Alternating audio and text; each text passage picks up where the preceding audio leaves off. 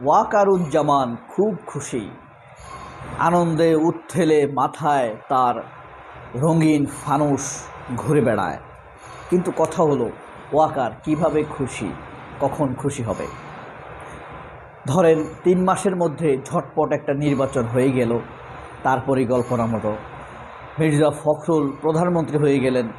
আমি তারেক রহমানের কথা না বলে মির্জা ফখরুলের কথা কেন বললাম সে কথা পরে বলছি।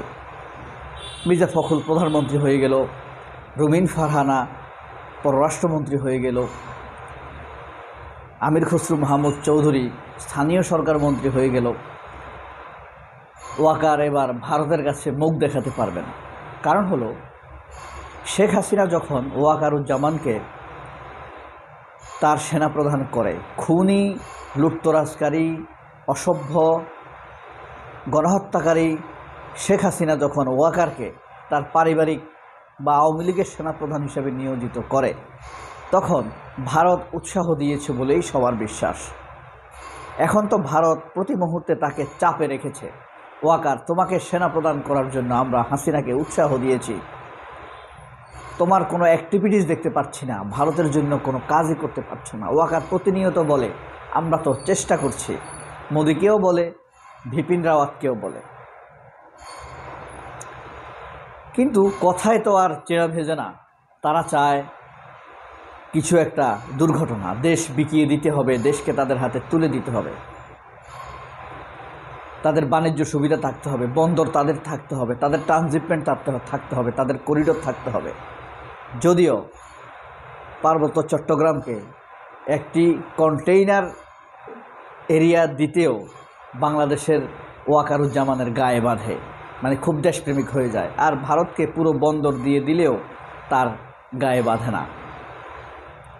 ওই বাংলাদেশের সিপিবি বাসদ যা করে আর কি। তো যাই হোক, যা বলছিলাম, ওয়াকারুজ্জামানের খুশির বন্যা। ধরেন আগামী ঠিক যেইভাবে বাসদ বলল, বিএনপি তো ডিসেম্বরের কথা বলছে।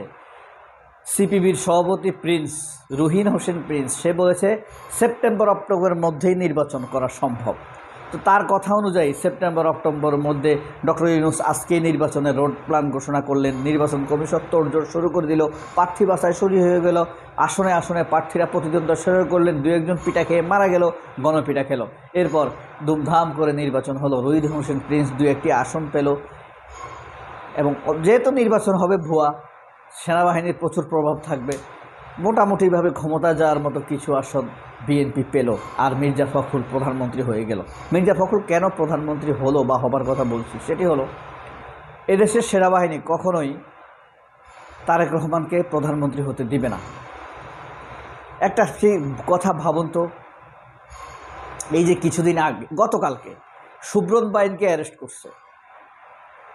করছে না? এখন গল্প সাজাচ্ছে সুব্রত বাইনকে নিয়ে নাকি তারেক রহমানকে হত্যার পরিকল্পনা করেছিল তারা। সুব্রত বাইনকে দিয়ে তারেক রহমানকে হত্যার পরিকল্পনা করেছিল, জামায়াত এনসিপি নেতাদেরকে হত্যার পরিকল্পনা করেছিল। আবার বলছে তারেক রহমানকে মারার জন্য লন্ডন পাঠানোর কথা বলা হয়েছিল।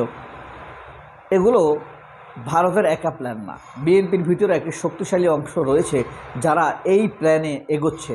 কোনোভাবেই তারা প্রধানমন্ত্রীকে হতে দিবে না তারেক রহমানকে। এখন হলো এরা কারা?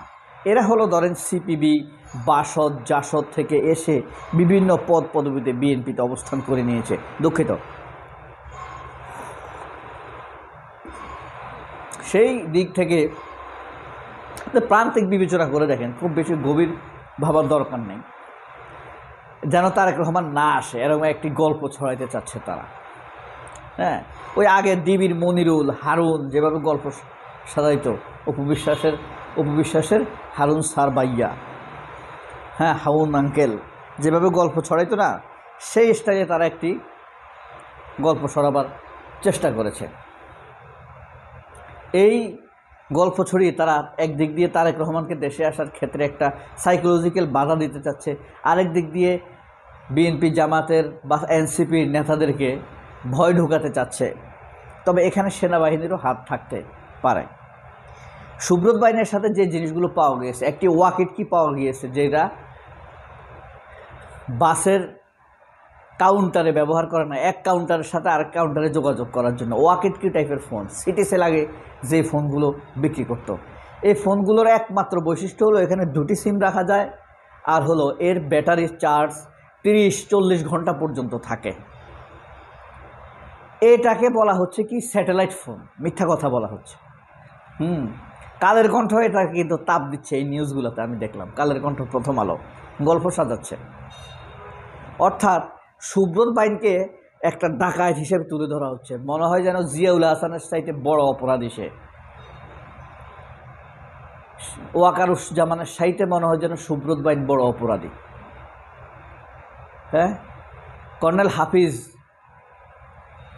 এদের সাথে মনে হয় যেন, কর্নেল মুজিব, সরোয়ার এদের সাথে মনে হয় যেন বড় অপরাধী সুব্রত বাইন, মানে ডেঞ্জারাস, অপরাধী না, প্রশিক্ষিত, মানে এদের সাথে মনে হয় যেন বেশি প্রশিক্ষিত সুব্রত বাইন, এমনভাবে তুলে ধরা হচ্ছে। আসলে যুগটা অনেক এগিয়ে গিয়েছে, আর রাজনৈতিক সম্মোহন আগের মতো নেই। 5ই আগস্টের পরে সেই সম্মোহন কেটে গিয়েছে, সেটা ছিল ভয়ের সম্মোহন। সেই সম্মোহন যদি এখন ওয়াকাররা আমাদেরকে দেখাতে চায়, এই জাতিকে দেখাতে চায়, চোখের পলকে 2-2.5 মাসে তারা 2000 মানুষকে হত্যা করেছে। হ্যাঁ, শেখ হাসিনার কুটির লোকেরা, এই আব্দুল্লাহ আল মামুন, আইজি, ওয়াকারের যারা ছিল তারা, ওয়াকার বলছে গুলি করবে না, এটা মানুষকে শুনাইছে ভাই, এটা হলো অফিসিয়াল ঘোষণা, যেন ওই জাতিসংঘের মিশনটা তাদের অব্যাহত থাকে, নইলে সেনা সদস্যদের চাপে পড়ে যাবে ওয়াকারুজ্জামান, সেই হিসাবে ওয়াকার এটা করেছে। তবে হ্যাঁ, ওয়াকারের সামনে আল্লাহ প্রভূত সুযোগ দিয়েছে সম্মানিত হবার, নিজেকে রিকভার করার। যখন শেখ হাসিনা পতন ঘটে, তিনি যদি একটি কাজ করতেন, শেখ হাসিনাকে আটকে ফেলতেন। 2 নম্বর, তিনি যদি আর ভারতে থাকা শেখ হাসিনা বা আওয়ামী লীগের নেতাদের সাথে আর যোগাযোগ না করতেন। 3 নম্বর, তিনি যদি বিডিআর হত্যা মামলার বিচারটি সুচারুরূপে তদন্ত করতে দিতেন, আয়নাঘরের বিষয়টি তিনি করতে দিতেন, এবং ছাত্রদের বিচার হওয়ার জন্য তিনি যদি সোচ্চার থাকতেন, তাহলে দেখতেন তার জনপ্রিয়তা জিয়াউর রহমানকে ছাড়াই যেত আমার ধারণা। এবং এই 4টি কাজ করলে তার জনপ্রিয়তা যে পর্যায়ে যেত,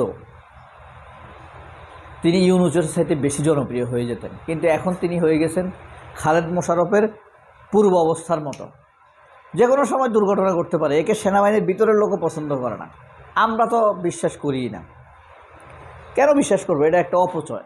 আপনি ট্যাক্সের টাকা একটা অপচয়ের লোকের ভরণ পোষণ চলবে, এর ভরণ পোষণ চলে তো আমাদের ট্যাক্সের টাকা, এটা কি আপনার ভালো লাগবে নাকি? এটা আমি অপচয় মনে করি। সবাই অনেক ভালো থাকবেন, আল্লাহ হাফেজ, আসসালামু আলাইকুম।